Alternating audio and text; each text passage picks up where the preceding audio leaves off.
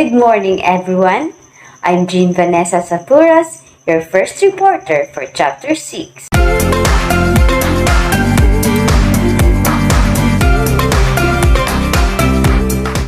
Let us try to imagine that we all had become successful teachers in the future and that we had to prepare for our day-to-day classroom session.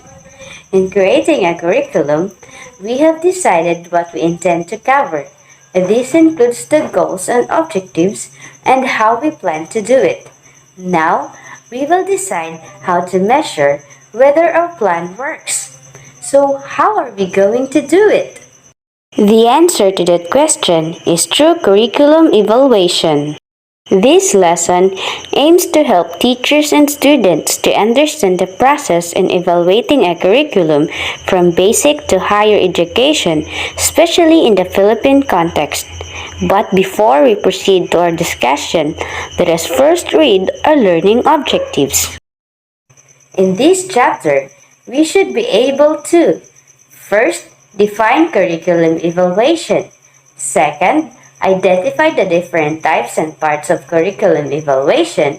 And third, analyze the different curriculum evaluation models. So what is curriculum evaluation?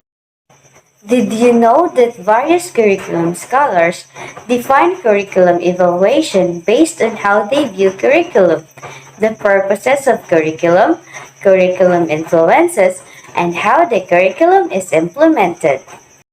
According to Davis, curriculum evaluation is the process of delineating, obtaining, and providing information that is useful for making decisions and judgments about the curricula. The Davis process model provides a simple overview of the processes involved in curriculum evaluation, which is suitable for use by either individual teachers or teams of teachers. The first stage of this model is what Davis calls as the delineating sub-process. No investigation of classroom or curricula will ever be able to capture the total picture, so decisions must be made to which structure and focus of evaluation will be. Marsh defines curriculum evaluation as the process of examining the goals, rationale, and structure of any curriculum. In his book, Curriculum Evaluation is the process of making objective judgment to a curriculum, its philosophy, goals and objectives, content, and learning experience. For print, curriculum evaluation is the process of assessing the merit and worth of a program of studies, a course, or a field of study. Murray Print defines merit as the intrinsic value of an entity and worth as the value of an entity in reference to a particular context or specific application. For Bruce, curriculum evaluation is the means of determining whether the program is meeting its goals. It is the means of determining whether the program is meeting its goals and whether the measures or outcomes of a given set of instructional input match the intended or pre-specified outcomes. Dahl defines curriculum evaluation as the broad and continuous effort to inquire into the effects of utilizing content and processes to meet clearly defined goals. And for Staffelbeam, curriculum evaluation is the process of delineating, obtaining, and providing useful information for judging decision alternatives. In the context of an educational curriculum, evaluation is the determination of the value of learning, instruction, and overall program. Traditionally, evaluation means assessing the learners to see if they meet a particular standard. However, the shift of education from traditional to learner-centered setting enabled the term evaluation to focus in giving a value or making judgments on the curriculum and finding out whether the curriculum is relevant and responsive to the needs of the society and the learners. Evaluation can be used in different ways: during, at the conclusion of, or sometime after the educational process. The terms that reflect these types of curriculum evaluation are the following: formative evaluation, summative evaluation, and follow-up evaluation.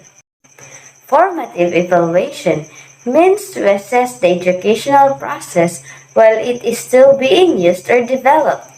It can provide reassurance and reinforcement to the individual, faculty member, or program with an intent to improve performance. Summative evaluation is considered as a capstone assessment. It is the final outcome or a certification of a competency at completion. Follow-up evaluation is a type of evaluation that determines whether the learners has applied the knowledge and skills in practice. Formative evaluation assesses the curriculum as it is used. So instead of waiting until the end of the school year to look back on how well the curriculum worked, using a formative evaluation allows you to get feedback on a consistent basis. So this type of evaluation allows educators and administrators to make changes as the school year progresses and adapt the curriculum for different learning styles. Methods for formative evaluation may include collecting student reflection papers after lessons, midterm course evaluations, or reviewing summaries that the students write on instructional units. Unlike formative evaluations that take place on a consistent basis while giving ongoing feedback, the summative evaluation is done at the end of a course or school year or through a standardized assessment testing.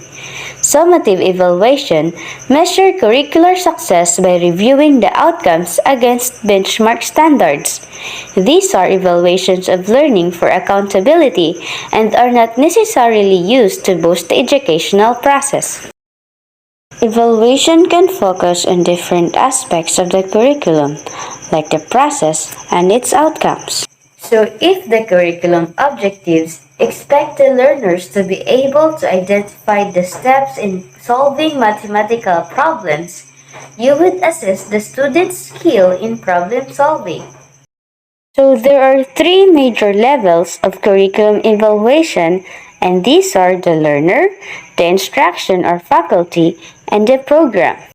An evaluation plan for a curriculum has three parts, and these are the evaluation of learner performance, the evaluation of faculty, and the evaluation of the program. Evaluation of learner performance aims to measure how well the learners have achieved the educational objectives identified for the program. For instance, the objectives of the curriculum might expect the learner to know the mathematical induction process or the scientific method in conducting research or the skills needed for 21st century learners. So when preparing the evaluation, make sure that it measures the objectives for the course or curriculum. If you are teaching knowledge, evaluate knowledge. And if you are teaching skill, evaluate the skill. For the evaluation of faculty, let us bear in mind that good faculty are lifelong learners. In order to stay current and continually improved, they need assessment of their own performance as teachers, in which data on this evaluation may provide value for their promotion. Examples of questions that might be asked in a faculty evaluation process are the following. Did the faculty member address the goals and objectives of the course? Did the faculty member answer questions raised by learners? Or was the format of instruction relevant to the content and course objectives? Program evaluation is designed to assess the effectiveness of the curriculum as a whole. It can determine whether the curriculum was effective in meeting its goals and objectives, whether the faculty members were effective as learning facilitators, and whether the learners viewed the curriculum, content, and process as a value for their learning. Curriculum scholars and curriculum workers have identified various models that can be used for evaluating curriculum. Each of these models is a product of endless works of curriculum scholars trying to assess the value of a particular curriculum. Evaluation is the process of collecting data on a program or curriculum to determine its value or worth with the aim of deciding whether to adopt, reject, or revise the curriculum. The public wants to know whether the curriculum implemented has achieved its aims and objectives.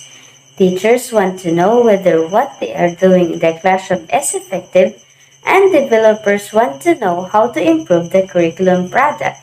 That is why curriculum evaluation should be concerned with assessing the value of a course of study, a field of study, and a program of study. For the summary, evaluation is the determination of the value of learning, instruction, and the overall program of a curriculum. Evaluation can be done during or at the conclusion of the educational process or at a future time that determines the intervention success. So there are three levels of curriculum evaluation: the learner, the instruction, and the overall program. Thank you for listening, and may God bless us all. Bye!